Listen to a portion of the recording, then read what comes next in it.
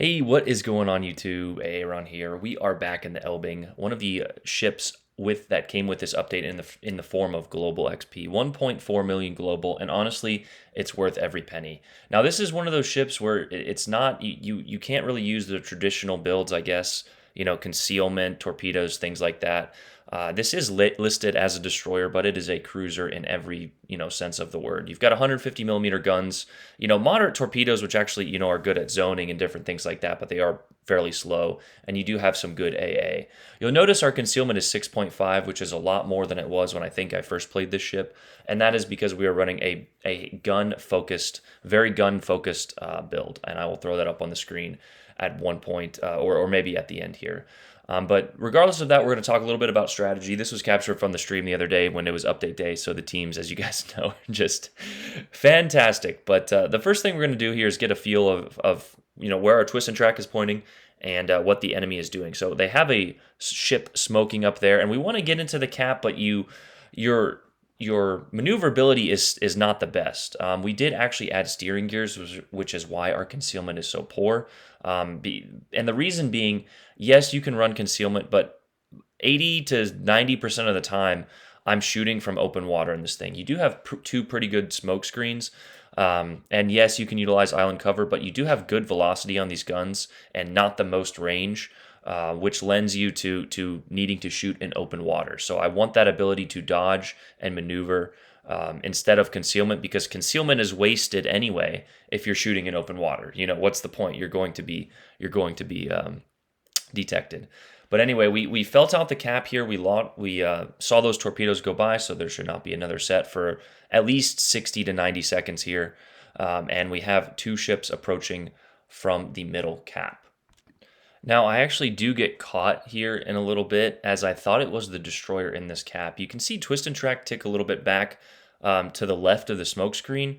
I did see some shots from the smoke screen. Sometimes twist and track will do that. It points to the middle of the nearest enemy ship, the square at which that enemy ship is in. So sometimes it's not exact. I've always wondered, why it does that. So I should have been paying more attention to that. But there's actually another Suzuya in that smoke screen. You can see salvos and shells coming from there. But I wanted to get my torpedoes on these battleships approaching, and then potentially get a flood or fire on him. But the Suzuya pops up, and we wanted to get him broadside, and this AP absolutely blisters him. I'm surprised we only got one Citadel, but we wanted to make sure we weren't damaged too much. Like we said, there was 5 ships here, and we actually get another blind fire shot on him. But as you can see, 2 salvos in, and we already have 11k damage with these guns. Yeah, it's about a 6-second reload, but you can see here that's what, 3 salvos for 17k. 6k salvos every 6 seconds, 4 salvos for 24k. I mean, that's just, I love this boat, man. Just these AP salvos on broadsides, and even certain angles. I feel like the penetration angles on these shells are just much better. We have the Hayate here, and that was the destroyer who set the smoke screen, and the one looping around actually pop into the cap. And we're not in a great spot here, but this is where having that extra maneuverability is going to help you, as well as that damage protection with the steering gears modification. We get a torpedo on the Hayate, and I wanted to blind fire him here, so we're going to pick the spot that the torpedo was, like kind of that gap you can see in there, and hopefully blind fire him, but we do not connect. The reason I kept shooting here is we were going to be detected anyway. We wasted a shot outside of concealment. And that is one area where I could be a tiny bit better. When I first started playing this game, anytime I had a shot, I would take it, and that is not always the best play. When you're broadside or in a poor position and you have your concealment, it is always better to keep that concealment. But here we're drifting between islands here, and besides that Hayate keeping us detected there, we were able to take a shot on that Brandenburg. But this is a good example of that. If I was in a cruiser or something with a large Citadel, or a battleship even, and I was broadside, that would have not been a great shot, because we only got 1,000 or 2,000 damage off of that ship, and in return we've remained detected for a long time. Now, in a ship like the Elbing, you can get away with that a little bit more, but it's just something to keep in mind to help you become a better player. Now, we go ahead and throw torpedoes at the last guest position of the Hayate there, and our team I think our team got the Suzuya that was very low health off the board, but we're already up to 43,000 damage with one torpedo hit. Now, I mentioned earlier, or I believe I did, that the torpedoes on this thing are not the most effective. So combine them. They're more so zoning torps, or, if a battleship or cruiser decides to rush you, they can, kind of finish the job there so you don't get, rushed around a corner. You also do have 30,000 health, and we do not have sims on this build. I think we're running Mordoff, and like I said, I'll throw that at the end so you guys can see. But, 30,000 health is a lot, especially when you're maneuvering and, destroyers are, playing with your throttle as well. Destroyers are not an easy target to hit. And as we mentioned, no citadel also adds you cannot get chunked for anything more than overpen values from battleships. And then the most, I'm guessing destroyer HE or AP on this broadside is even would do the most damage. But battleships have that perk, or that, I guess it's just a game feature where if the gun caliber is over 280 or 283, I think it cannot do more than 10% damage, regardless if it's a penetration, an overpen, etc. So that is just something to keep in mind as well. Like we mentioned, the health is another feature of this ship. But in the meantime, we are positioned ourselves in the B cap, and we're not. You may ask yourself why I'm in this position. I am broadside, but being in this position allows me to escape and accelerate out of the cap quicker than I could reverse out of it. Now, we do have a few battleships here, and if a destroyer were to come in the cap, we would be detected and probably focused by all those ships. We do make a slight mistake here, shooting with about 7 seconds left to go in the cap. We could have been reset if that destroyer decides to shoot. But usually when you're a gunboat or a boat with more health, the IJN type destroyers don't like to use their guns. I mean, they don't like to use their guns anyway, but even on the off chance that they do, it was unlikely that he would have shot. Now we got the B cap, and we're not right now is the time in the game when so many players this is where they fail to achieve the next level. You need to look at the minimap, and the minimap dictates that, okay, we have 2 caps, our team our 3 battleships have moved up 2 squares, still semi together. So we just need to play this passive. We need to play this, defend our cap position, and not sacrifice our health. Not just donate our health to the enemy ship, which is what so many players do at this point in the game. They see that we're closely tied on ships and ahead on caps, and they're like, oh, it's time to YOLO. Which is what our destroyer is doing, balls deep between 2 ships there. But we have this Musashi here. We shot HE on the first salvo. We got a permanent fire, and he's giving us enough angle to where we can use that AP on the superstructure and the upper belt, even as this other battleship sails broadside and donates his health. And we get 1,200 damage there as our Musashi goes down. Never sure why people sail broadside, but especially to the deadly force that the Musashi and Yamato can be. I just will never understand that. I guess you can't even angle against them, but especially with a ship with a citadel like that, it's just like, bro, what are you doing? And I wanted to track my torpedoes there to see if we would hit. There's a long-standing joke that I am not good with torpedoes because of my accuracy, but I throw my torpedoes out very often, as should you. Zoning torps, I guess that is one of the most fun things in the game to me, is to hit a torp that you didn't really see the target, or you predict them being there, and those are called zoning torps. So if you think of destroyers in the region, or the torps we launched at the beginning of the game, those are good examples of zoning torps. But that is why my torpedo accuracy is so low. If you have a high torpedo accuracy, you're probably getting too close to ships. That, or you don't play destroyers often enough, or you're not throwing your zoning torps out often enough. But here we go. Our team has donated their ships, as we mentioned, but we do have these 2 battleships here, and they are broadside. So we're going to go ahead and shoot, and as you can see, 6,000 damage at 10 kilometers with AP. We go ahead and smoke up right at the end of our smoke duration here, so we were detected for just a brief moment from this Vanguard, which is what we want, actually. You can sacrifice a little bit of health, because when he shoots, his smoke firing penalty is like 12 or 13 or 14, maybe even 15 kilometers. So when he shoots, he will be detected, and we got an extra 5 salvos for like an extra 10 or 20k off of him.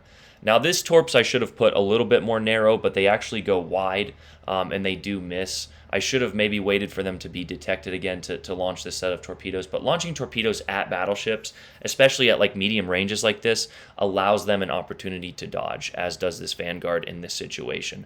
Now he will, especially with the slow rate of closure of these torps, they're pretty slow, I believe, you are able to dodge them fairly easily, which is why you need to focus on your guns. Not every destroyer in the game is focused on torpedoes. I feel like so many people try to focus on their torps, and it just does not work out well for them.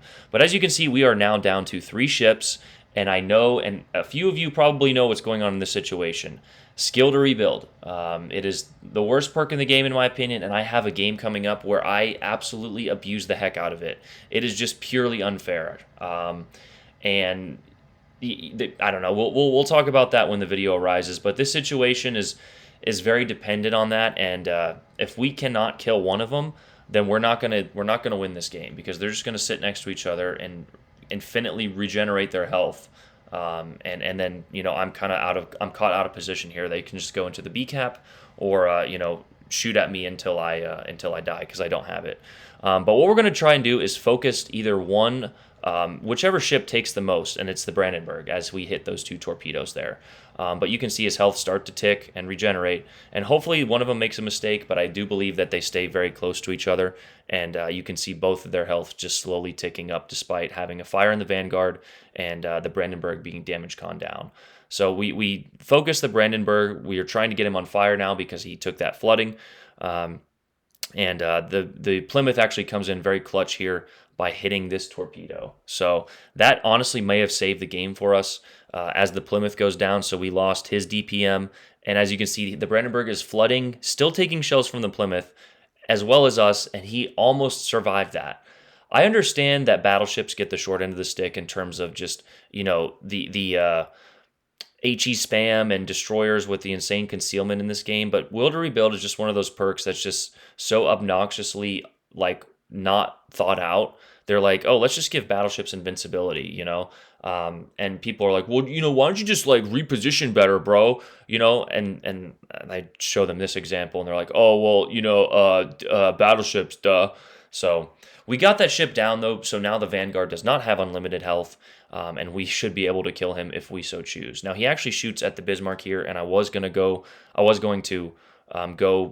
concealed here, but he decides to shoot the Bismarck. So we're going to go ahead and take his broadside. He should be on damage con from that fire we had him on previously, and there goes the Bismarck. We almost got a solo warrior in this game. You can see there are 3 ships left, not 4, but because we got both of those caps early on, and we are going to tick the caps in our favor, the points in our favor rather, when this Vanguard goes down, we will be victorious, solo warrior or not. With that last salvo though, we get the high caliber around 140,000, and you can see me do my victory screech as we win a painful solo game. But shout out to the 3 ships at the end there. I think all 3 of them got flesh wounds, maybe all 4 of them. The JB, as you can see me mock some people in chat. It's usually the people that just yell and type the loudest that have the least informed opinions. And everybody's allowed or entitled to their opinion, but it's always something like, well, you just have to be hyper aggressive, and then that always wins the game. Or I play in the back of the map, and that always wins the game. But as you can see here, we are up by almost 300 points, maybe 250 there. And the enemy is not going to tick, even if he gets the 3rd cap here, which is what I guessed he was doing based off of twist and track. He is not going to get the points in his favor. So what we need to do in this situation, the ultimate winning play, is just to run to the corner of the map. But I know that even if he launched torpedoes now and he does not have twist and track on me, that he would never kill me, especially going out. So I'm playing it a little cheeky here, trying to see where he's going by shooting and seeing if I'm detected based off of twist and track's location. I also threw torpedoes out as more of a meme to see if he would have got hit again. But this is the same Hayate that we hit early game, and because of those zoning torpedoes that we threw, he was, I guess, semi out of action or unable to, challenge us in a gunfight. So we're just going to angle out here and win the game. That is actually one of the most frustrating things to me, is when players have a game won like this, and then they just decide they want 2,000 more damage on a destroyer or something, and they end up throwing the game.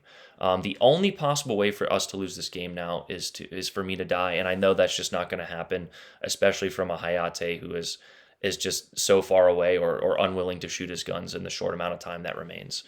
But we're trying to be cheesy here, and you can see he had almost what 4,000, 5,000 health left, so we would have won that fight regardless. As we get a decent chunk here, the ship does a lot better when you can get broadsides.